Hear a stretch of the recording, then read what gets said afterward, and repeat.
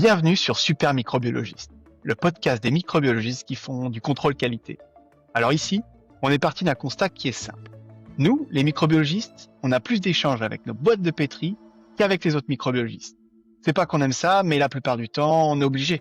On n'a pas le temps, pas le budget, ou simplement pas l'occasion. Ce podcast, on l'a justement pensé pour qu'il soit écouté au labo pendant les manipulations. Son objectif est de voir ce qu'il se passe ailleurs et de créer des passerelles entre nos laboratoires. On y recevra des microbiologistes qui viendront nous parler de leur métier, de leur labo, de leur contamination, de leurs galères, mais aussi de leur réussite, parce que bien évidemment, il y en a plein. Bref, sur Super Microbiologiste, on cultive les bactéries, mais aussi les idées.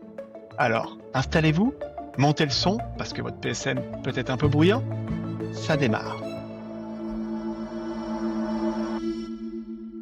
Allez, c'est parti. Écoute, bonjour Cédric. Bonjour. Alors, on a eu un podcast précédent dans lequel on a compris comment on peut faire les analyses de routine, les contrôles environnementaux de routine. Donc, ça veut dire que le plan était déjà préétabli et comment est-ce qu'on allait en salle classée pour aller faire les prélèvements. Ça, c'était avec Pauline. Et aujourd'hui, la question qu'on va essayer de définir avec toi et à laquelle on va essayer de répondre avec toi, c'est comment est-ce qu'on détermine la stratégie globale pour mettre en place le contrôle environnemental. Comment est-ce qu'on qualifie la salle, quel point on choisit, avec quel type d'analyse. Voilà, c'est un programme qui est assez long, assez complexe. Donc on va commencer tout de suite. Déjà, on va commencer par te présenter. Alors Cédric, est-ce que tu peux assez succinctement présenter qui tu es? Oui, bien sûr. Cédric, moi aujourd'hui, je suis responsable assurance de stérilité. Ça fait à peu près 10 ans que je travaille dans l'industrie pharmaceutique. J'ai fait de la biotechnologie, des formes sèches, de la dermocosmétique et du fill and finish stérile. Et la petite particularité de mon parcours, c'est que j'ai eu la chance de participer à 2 constructions de nouveaux sites pharmaceutiques. Donc tout à construire, tout à apprendre, tout à expérimenter, c'était génial. Bon, c'est justement de ça dont on veut parler, c'est la mise en service d'une salle propre. Et justement, quand un industriel pharmaceutique fait construire une nouvelle ligne de production, est-ce que dès que la ligne est finie d'être produite, est-ce qu'il peut l'utiliser tout de suite et commencer à produire? Alors non, on peut pas se mettre à produire des lots à destination de patients directement dès la réception de la salle propre. En fait, c'est un peu comme recevoir une nouvelle voiture finalement.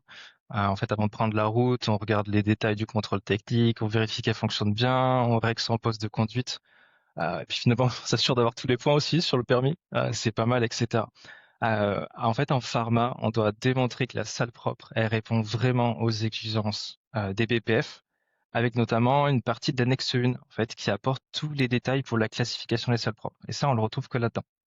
Et bien sûr, sans oublier l'annexe 15 aussi, pour toute la partie processus de qualification.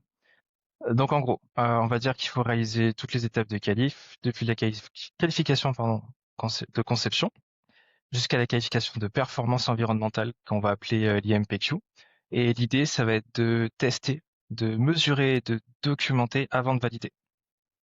Et c'est seulement après ça, finalement, en fait, qu'on peut officiellement lancer la production de l'eau à destination de patients. Ok. Justement sur cette IMPQ, donc c'est Environmental Monitoring Performance Qualifications, c'est ça Ouais, exactement, c'est ça. Tout à ouais. fait, tout Ok. à fait.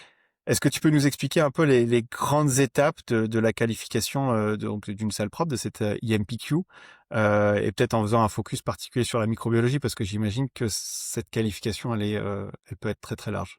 Oh oui, oui, oui. Euh, alors, tout finalement va partir d'une première question qu'on va se poser à l'étape projet, c'est quel est mon besoin? L'idée, c'est de définir son besoin au travers d'un cahier des charges. On peut appeler URS, CDC, ça dépend des entreprises. Et ce document, finalement, ça devient le socle de toutes les étapes de qualification à réaliser. C'est finalement un peu le guide ultime qu'on va suivre tout au long de la qualif de la salle propre. Donc, on va commencer par la qualification de conception. Ici, l'idée, c'est de s'assurer que la conception de la salle propre et de toutes les utilités qui vont être associées, donc surtout les centrales de traitement d'air, les CTA, que ça puisse répondre à ce qu'on décrit dans le cahier des charges et ce qui est demandé dans les BPF. Il y a pas mal de demandes à l'intérieur des BPF aussi qui sont liées à ça. Ensuite, on va avoir la qualification d'installation. Donc là, l'idée, c'est de s'assurer que tous les composants des systèmes ils sont correctement installés. Il y a plein de choses à regarder, mais nous, dans le cas de la microbiologie, là où on va vraiment surtout s'intéresser, ça va être la température, l'hygrométrie et les pressions. Mais il y a aussi un grand intérêt à se focaliser à fond sur les surfaces. C'est quelque chose qu'on oublie régulièrement. Les surfaces, elles doivent être lisses, faciles à décontaminer, exempts de zones d'accumulation de contaminants. Je pense au sol notamment, les mobiliers, très très très compliqué à gérer cette partie-là. Et les joints aussi. Les joints, on l'oublie souvent, mais les joints entre les plaques, c'est souvent des zones d'accumulation. En parallèle, on peut faire la qualification opérationnelle. Voilà. Donc on a justifié que c'était un système complexe, on peut le faire. Et là, on doit démontrer que la salle propre elle tient toutes les spécifications au repos, donc finalement sans aucune production. Et pour les tests à réaliser, là c'est assez simple, il n'y a pas de surprise. Tout est listé dans l'annexe 1 des BPF. De mémoire, c'est le 4.25. Et en fait, voilà, c'est une liste de tests à faire, tout simplement. Donc, on a la qualification de conception, la qualification d'installation, la qualification opérationnelle, mais on n'a toujours pas de contrôle microbiologique. Donc ça arrive à la fin. Et c'est là qu'intervient finalement donc les MPQ pour Environmental Monitoring Performance Qualification. On me pardonnera mon accent anglais. Non, c'était mieux que le mien. Et donc, du coup, finalement, en fait, dans cette IMPQ, on va venir faire tous les prélèvements de particules non viables et viables. On va aussi surveiller tous les paramètres environnementaux, donc ce qu'on a vu avant, température, hygrométrie et pression. Et l'IMPQ, ça va permettre de démontrer qu'on maintient la qualité d'environnement spécifiée dans le cahier des charges et en conditions réelles de fonctionnement. Ok, et juste pour avoir un ordre d'idée, l'IMPQ, ça dure combien de temps à peu près? Est-ce que c'est en jours, en semaines, en mois, en années? Ça va être, ça dépend de la taille du site. Sur des petits sites, ça peut rester sur une semaine pour le statique et une semaine pour le dynamique. C'est sur des plus gros sites, ça peut se compter en mois parce que forcément, il faut avoir la charge en termes de ressources et de matériel pour pouvoir faire toutes les salles d'un coup. Donc, si je dis une bêtise, on a 50 salles, voire 70, mais qu'on n'a que 5 aérobiocollecteurs. Au bout d'un moment, ça va bloquer. Donc ça dépend de la taille du site. Ok, comme très souvent, et puis ça dépend si ça se passe bien dès la première fois ou pas. Et dans ce cas-là, je pense il faut certainement faire des retests, et là, Hmm. ça peut prendre un peu plus de temps. Donc, à l'issue de l'IMPQ, est-ce qu'on peut commencer à produire ou faut encore attendre? Oui, on peut commencer à produire, mais seulement s'il y a eu finalement une libération du rapport derrière. Donc c'est toute une revue des résultats, de savoir si tout est OK, s'il n'y a pas de déviations qui sont toujours ouvertes. Voilà. À partir de là, une fois que tout est approuvé, qu'on a le go, là derrière, on peut commencer. Ok. Et qui prend la décision finale en fait? Est-ce qu'il y a une inspection extérieure ou c'est l'industriel qui a ses documents et qui dit ok, bon, j'ai tout ce qu'il faut, je commence la production? Mmh. Là, finalement, ça va être l'assurance qualité, donc ça va être le pharmacien responsable, le responsable qualité, ou finalement une personne qualifiée pour le faire, qui va venir approuver l'utilisation de ces salles propres à des fins GMP. Ok, donc c'est en interne qu'on a l'accord, et puis en cas d'audit, après ils peuvent montrer les documents et dire qu'ils ont fait que toutes les analyses ont été faites dans l'ordre, quoi. Ok. Bon, ça c'est bon pour cette partie-là. Maintenant, j'aimerais bien qu'on se focalise un peu sur les points d'échantillonnage et la stratégie d'échantillonnage pour savoir euh, où collecter, quand et surtout comment. Donc, on va déjà commencer par le où.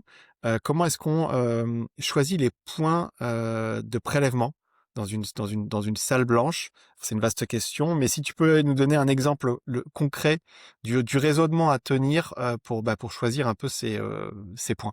Ouais, ouais, carrément. Alors déjà, ça doit pas être fait sur un coin de table au doigt mouillé.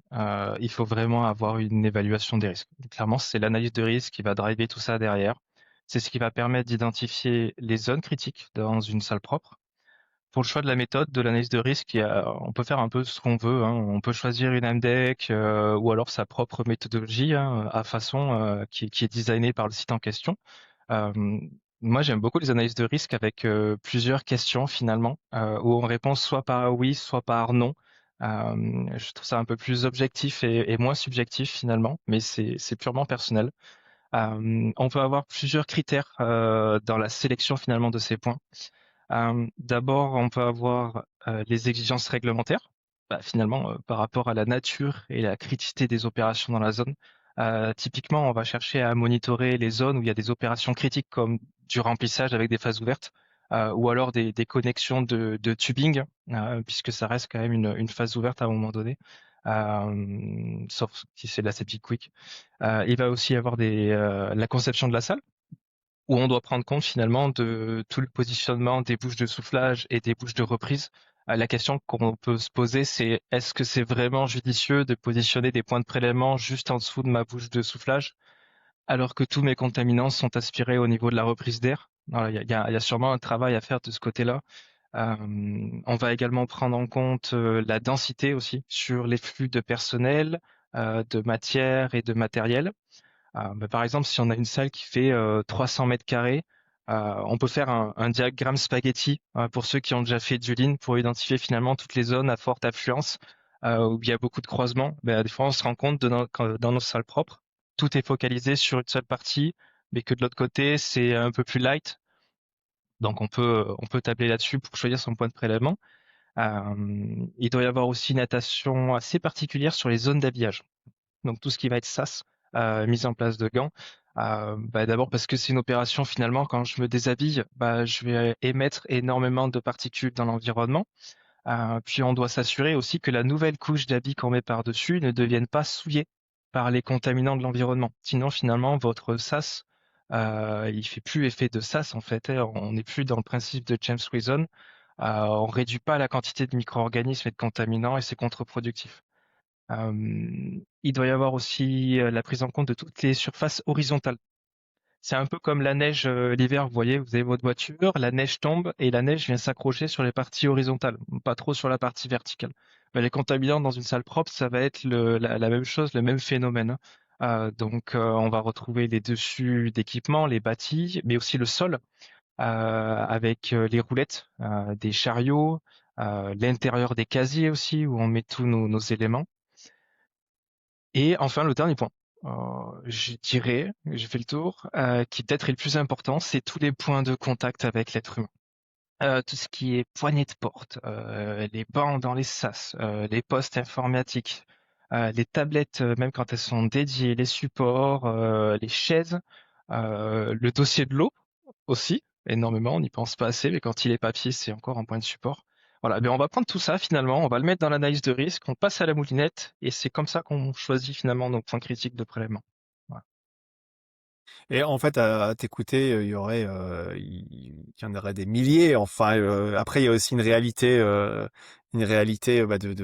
possibilité d'échantillonner, une réalité économique, une réalité de temps à passer. Donc, j'imagine que vous devez aussi, dans votre analyse de risque, jongler avec ça. C'est-à-dire, on a plein de points à tester, mais quels moyens est-ce qu'on a en face pour pouvoir les tester? Ouais, ouais, ouais, bien Ouais. sûr. Ce qu'on peut faire, c'est qu'on peut établir une baseline où il y a un premier pool vraiment de grandes phases de prélèvement, et ça nous permet déjà d'avoir un ordre d'idée des tendances sur les points les plus chargés en contaminants. Et après, justement, on peut aller se focuser sur cela pour aller finalement récolter le plus de contaminants possible durant l'IMPQ. Mais l'analyse de risque nous donne aussi une priorisation. Voilà, il y a des points qui sont plus critiques, d'autres moins critiques. On va se focaliser sur les plus critiques, bien sûr. Pas tous les prendre. C'est infaisable sinon. Ouais, ouais.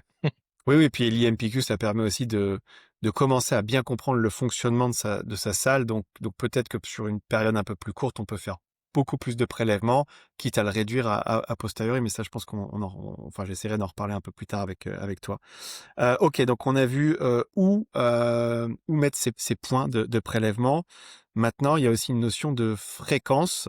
Comment est-ce qu'on détermine la fréquence des prélèvements? Ouais.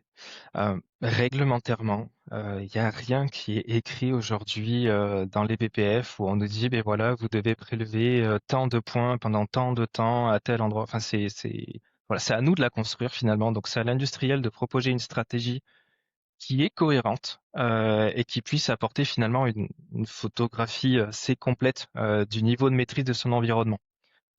Souvent, moi ce que j'ai pu voir, hein, c'est d'avoir 3 jours de prélèvement statique et 3 jours de prélèvement dynamique.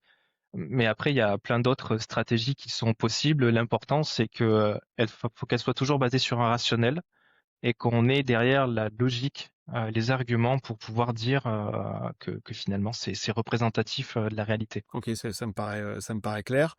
La dernière question sur cette partie-là, donc on a le où, le quand, et la dernière c'est le comment, parce que dans les prélèvements de l'environnement, il y a plusieurs types de prélèvements. Il y a l'air par bioimpaction ou par sédimentation. On a aussi les contacts. Donc comment choisir l'un plutôt que l'autre? Est-ce qu'il y a une vraie stratégie derrière ça d'ailleurs? Ouais. Alors là, pour le coup, autant tout à l'heure, c'était pas réglementaire, autant là, c'est plutôt facile, c'est complètement réglementaire. Il y a plusieurs tableaux dans la partie de l'annexe 1, donc pour la classification des salles propres, qui donnent déjà bon, des limites hein, en fonction de la classe A, B, C ou D, mais aussi on va dire la qualité des prélèvements. Donc, il faut faire de la surface, de la sédimentation, de l'aérobiocollection et du particulaire non viable. Donc ça, c'est standardisé. Ok.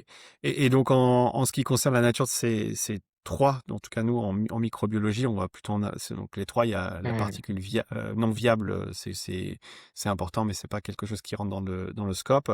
Est-ce que tu peux nous expliquer les différences entre ces trois approches et pourquoi est-ce qu'on les combine? Ouais, OK. Alors, l'aérobiocollection. L'idée là, ça va être vraiment de mesurer la contamination qui va être, aéroportée, mais de manière, instantanée. C'est vraiment ce qu'on récolte tout de suite, de ce qu'il y a dans l'air. Pour la sédimentation, là, on mesure finalement toutes les retombées microbiologiques qu'il va y avoir dans le temps. Pour les surfaces, argileuses de contact, là, ça permet de mesurer l'hygiène globale sur une surface et de challenger les procédures de décontamination qu'on va avoir. Voilà. Des fois, elles sont efficaces, des fois non, il faut les remanier et ainsi de suite. Et surtout, cette partie de surface, en fait, ça prend vraiment tout son sens si on cherche les points de contact avec l'être humain. Voilà, les poignées de porte, les chaises et ainsi de suite. Pour ce qui est de leur combinaison, en fait, pourquoi c'est important de toutes les combiner? C'est par rapport à leur cible. Donc l'aérobiocontamination, on cible l'air qui est ambiant. Les surfaces, on cible vraiment, comme son nom l'indique, les surfaces, c'est assez simple.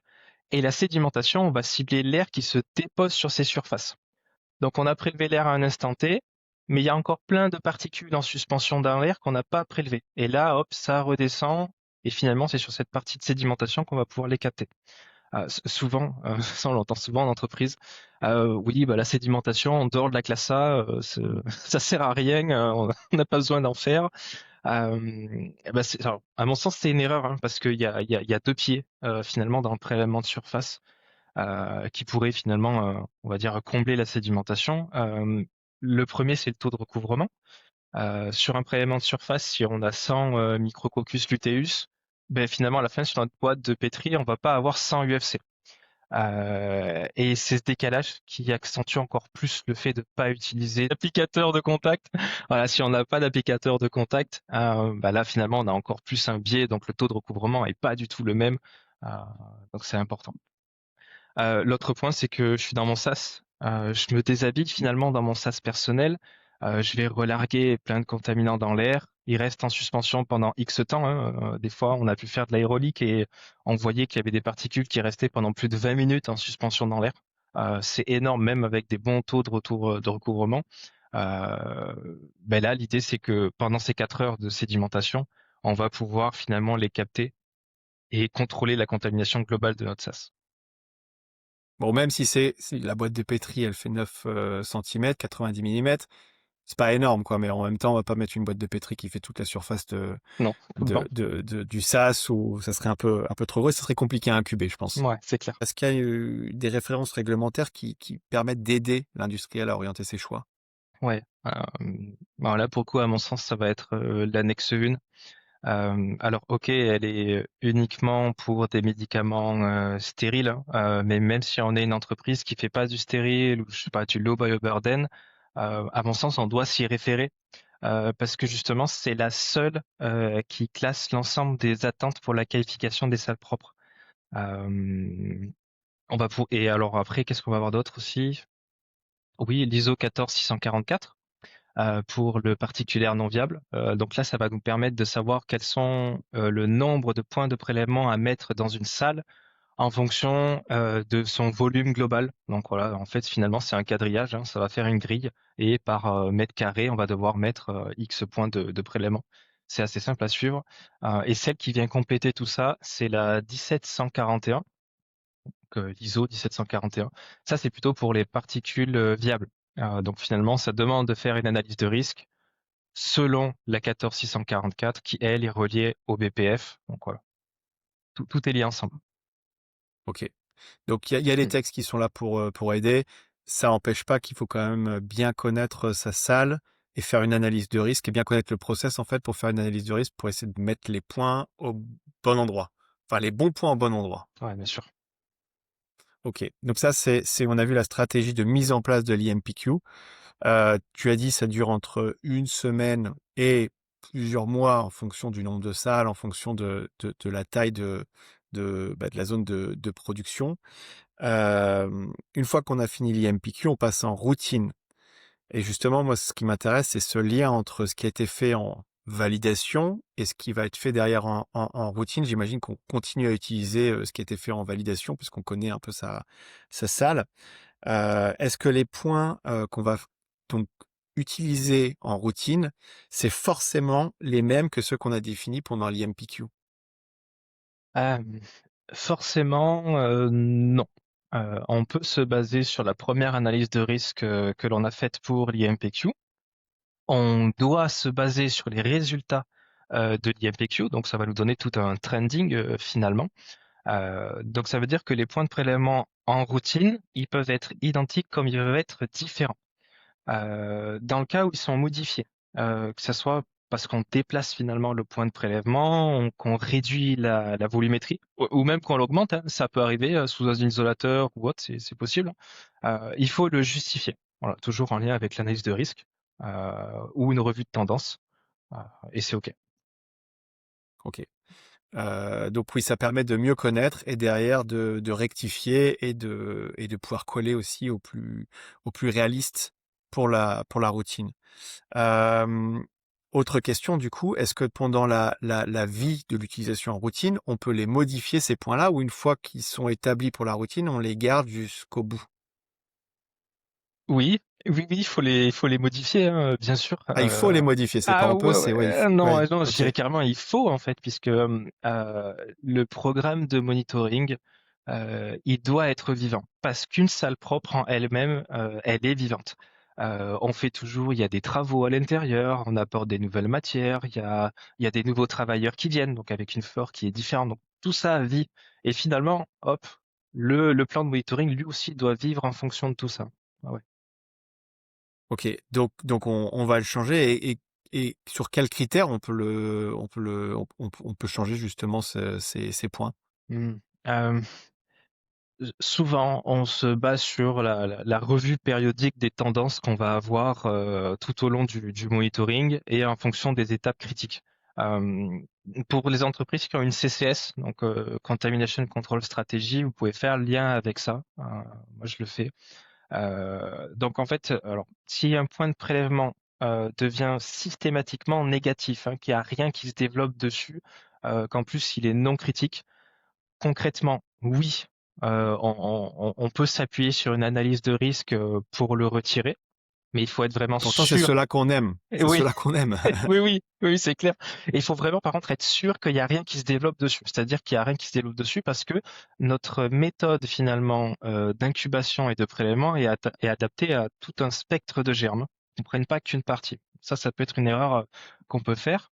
Par contre, dans notre process, si on identifie un nouveau risque, par exemple, je sais pas, l'introduction d'un nouveau process, on a eu plein de déviations sur le même point, un change control aussi souvent.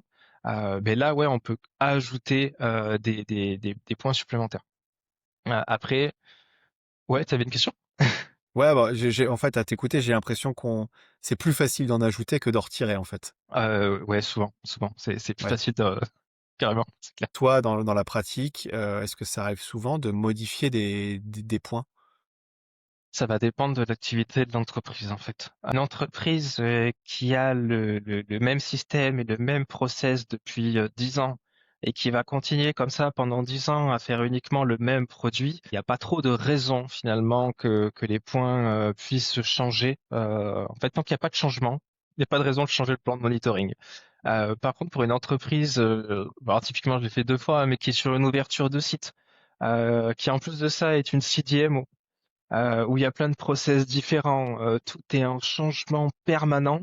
Là, oui, clairement, ouais, on oriente vraiment sur un changement du plan de monitoring, surtout qu'en plus, l'historique est très faible sur ces entreprises-là, donc on peut pas trop se baser sur les tendances. OK. Et justement, tu parlais de CDMO, mais une CDMO, par définition, elle va produire des produits pour d'autres. Donc, chaque lot va potentiellement venir d'un client différent. Donc là, est-ce qu'elle doit adapter son plan d'échantillonnage en fonction du produit qu'elle va faire? Si c'est ça, ça peut être vite un casse-tête, non? Ouais, alors, on pourrait l'intégrer à l'intérieur parce que chaque nouvelle matière première qui rentre dans le site va apporter elle-même une flore qui va être différente. Mais en soi, si on a bien fait le travail dans notre propre salle propre, qu'on a identifié nos points critiques en fonction de notre process, ou du moins du process du client, là, il n'y a pas de raison de changer à chaque introduction. Donc on a une bonne vision maintenant sur la routine. Maintenant sur les types de résultats, on sait qu'on a des niveaux d'alerte. Ensuite, on a des niveaux d'action. De plus en plus, on parle de tendance en microbiologie. Quelle place a ces analyses justement de tendance dans le suivi environnemental d'une salle propre? Hmm. Alors clairement, hop, il va être en plein milieu. C'est central. Tout va être lié à ça. Typiquement, on peut dire que cette surveillance, ça va être un radar à excursion. Ça donne des informations d'une part quantitatives sur les cartes de contrôle qu'on peut avoir, mais également qualitatives sur la typologie des micro-organismes qu'on peut retrouver, leur récurrence aussi, et surtout l'évolution de la flore endogène du site. Ça, c'est hyper important d'avoir cette vision vraiment de flore endogène du site. Euh, et enfin, ça va donner des informations sur les tendances spatiales entre les classes que l'on a. Puisque forcément, entre la classe A, B, C ou D, on va pas retrouver la même flore, puisque normalement, à chaque fois, on a des sas qui viennent casser tout l'avancée des germes, euh, et la partie saisonnière, bien sûr. Puisque entre l'automne et le printemps, on va pas du tout retrouver les mêmes germes.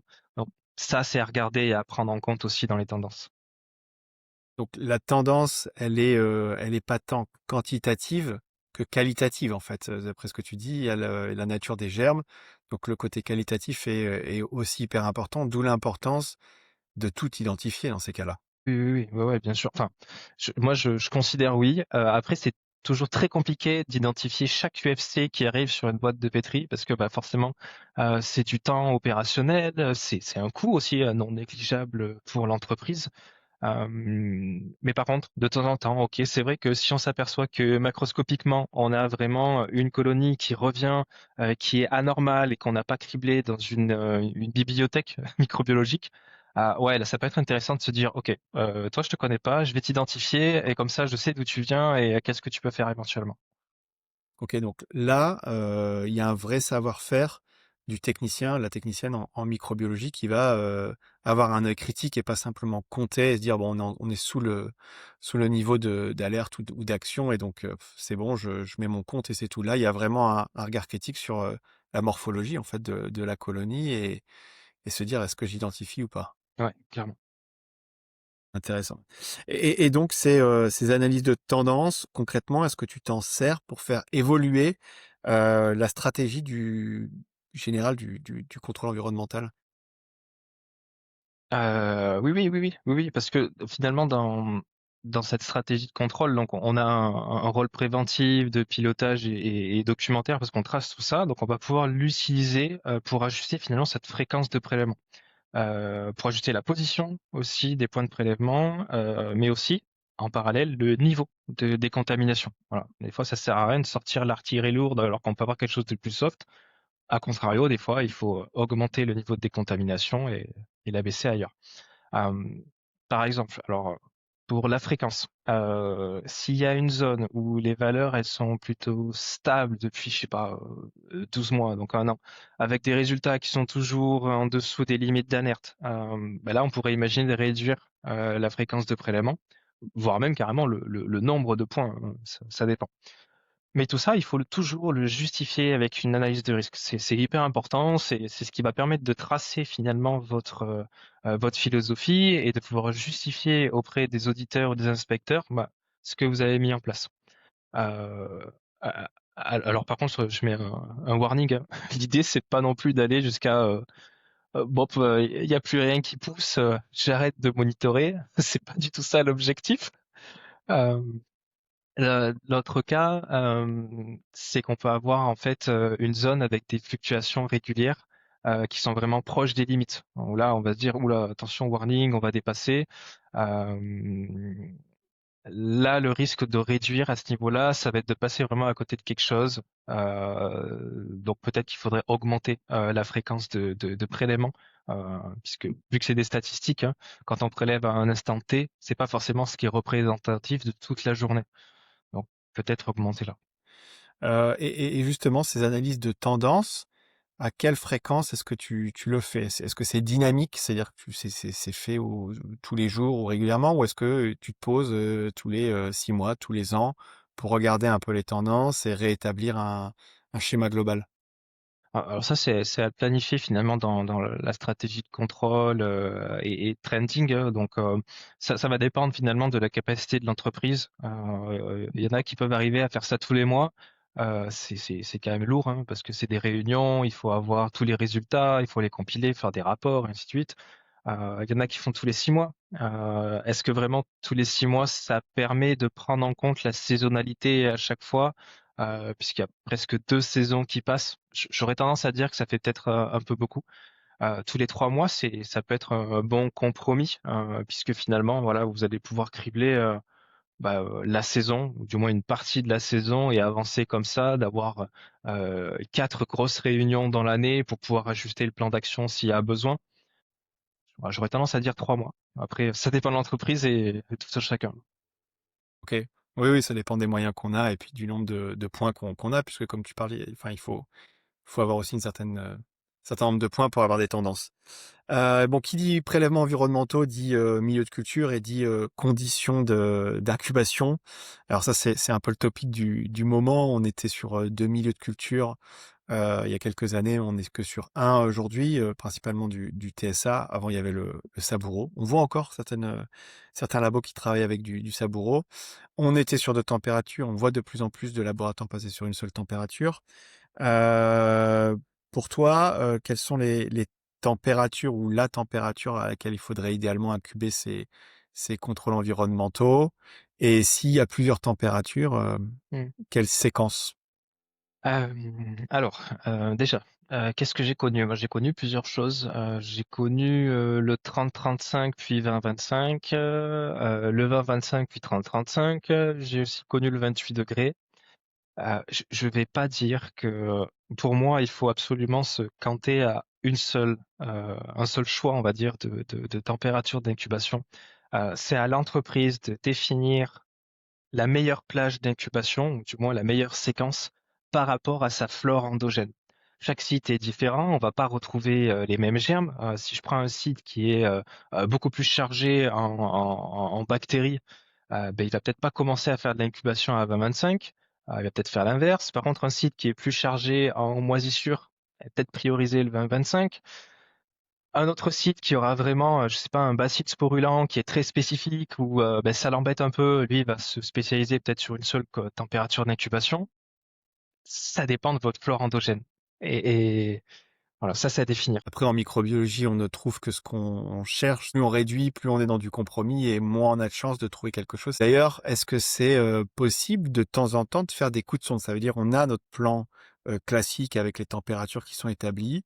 Et puis, régulièrement dans le temps, on va venir peut-être avec un milieu qui va être plus favorable aux moisissures, un milieu qui va être plus favorable pour les sporulés, par exemple, enfin avec des températures qui sont plus favorables pour ça, pour faire des coups de sonde pour avoir une vue globale de toute la flore qu'on peut avoir dans une pièce, où ça, c'est pas du tout possible. Non, si, si, c'est possible et je trouve personnellement que c'est une excellente idée parce que on va voir que finalement la flore endogène, elle va changer en fonction de la saisonnalité et des personnes qui arrivent, enfin, vraiment de tout ce qui se passe à l'intérieur. Et le fait de pouvoir changer les séquences d'incubation, les milieux tout au long de l'année, hein, même des fois de coupler finalement, d'en faire deux en parallèle, on va pouvoir capter un spectre de micro-organismes qui va être beaucoup plus large. Et donc, on réduit la probabilité de passer à côté de quelque chose. Donc, moi, ça, je conseillerais de le faire. Mais voilà, c'est des coûts, C'est- c'est du temps, mais bon. Et ça permet peut-être éventuellement de réadapter son plan de contrôle en fonction de ce qu'on a trouvé et de se refocaliser peut-être sur des micro-organismes pour lesquels on pouvait potentiellement passer à côté. C'est ça? Clairement. Ouais, carrément. Ouais, ouais, ouais, c'est exactement ça. Hein. Ok.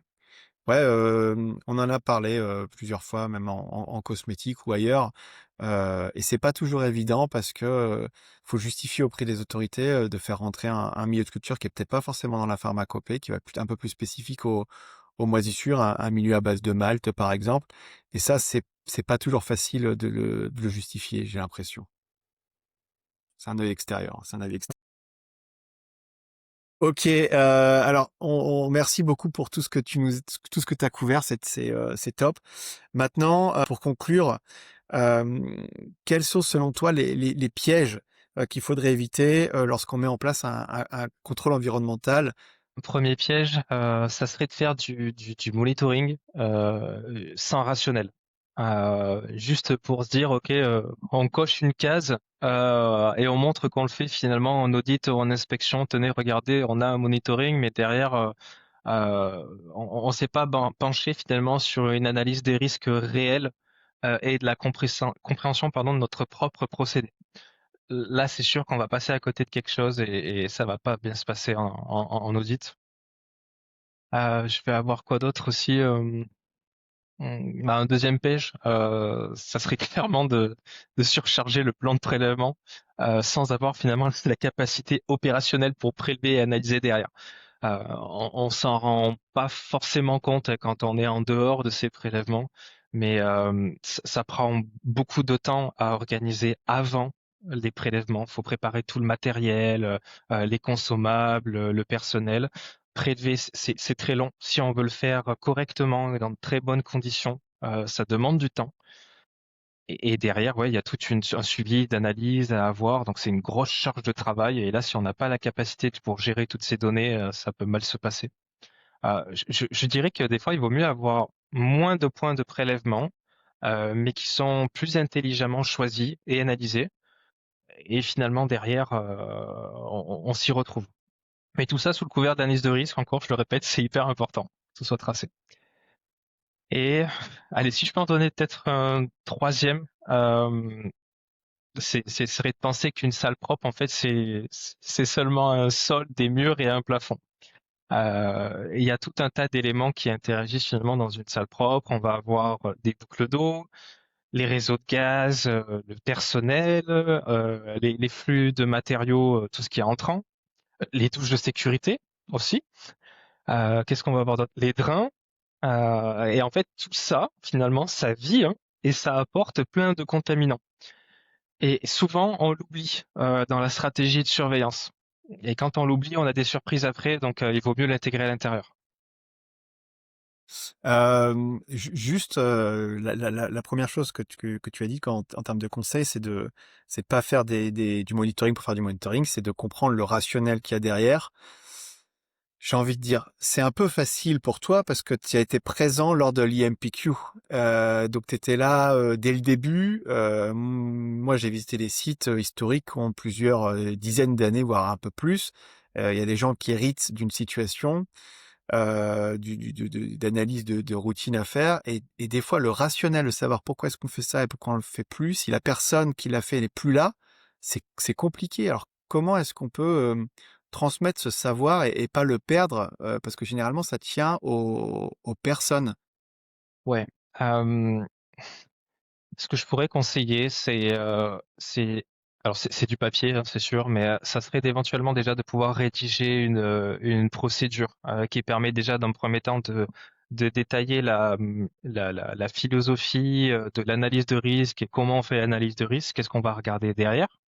Dans cette procédure on va dire, obliger l'intégration d'experts qui sont en dehors de la qualité, parce que la qualité tout seul va pas du tout pouvoir réaliser ce type de travail, hein. Donc, intégrer tout ce qui va être la production, le manufacturing, la maintenance et des utilités, et le QC aussi, bien sûr. Donc, on a la philosophie, on sait ce qu'on doit faire et vers où on doit aller. On a les experts et ensuite derrière, ils peuvent travailler ensemble. Bien sûr, après, il faut qu'aussi au-dessus, il y ait la volonté de pouvoir changer. Mais je dirais que comme ça devrait marcher. Voilà. Je peux me tromper. Ok. Donc l'idée, c'est d'intégrer un maximum de personnes pour essayer d'avoir une intelligence collective et une mémoire collective un peu plus importante.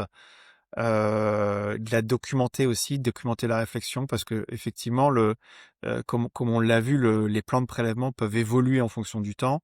L'idée est de savoir pourquoi on les a fait évoluer et pourquoi ça n'a pas fonctionné au début, pour éviter de revenir à des solutions qui n'ont pas fonctionné. C'est des choses qu'on voit, qu'en tout cas moi je vois beaucoup. Je vais sortir un gros mot aussi, hein. Mais est-ce qu'on pourrait pas à un moment donné aussi utiliser l'IA? En fait, avant, il y avait des personnes qui passaient toute leur carrière dans la même entreprise et qui étaient vraiment la mémoire de l'entreprise. Et quand on avait un problème, on allait le voir et dire, ah bah oui, mais je me rappelle, à cette époque-là, on avait fait ça et ça fonctionnait pas, ou ça fonctionnait pour cette raison. C'est plus le cas aujourd'hui. Aujourd'hui, il y a un turnover qui est assez important. Les personnes restent 5, 10, 15 ans, mais changent. Donc on perd à un moment donné cette information-là.